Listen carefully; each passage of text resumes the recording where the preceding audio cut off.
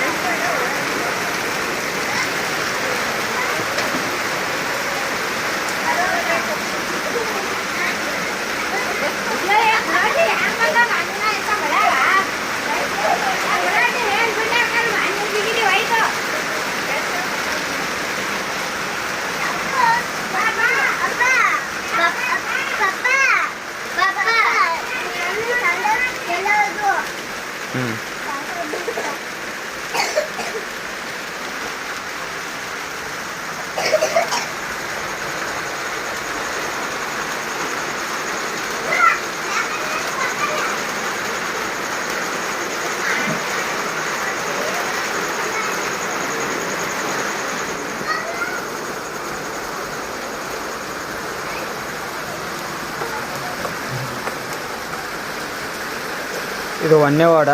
ಯಾವ ಮೆಂಬರು ಬರೋಂಗಿಲ್ಲ, ಯಾವ MLA ಬರೋಂಗಿಲ್ಲ. ಇದ್ದಾಗ ಇಟ್ಟೇ ಬರ್ತಾರೆ. ನೋಡಿದ ವಿಡಿಯೋ ನೋಡ್ಕೊಂಡು ಇದು ಮಾಡಿರಿ.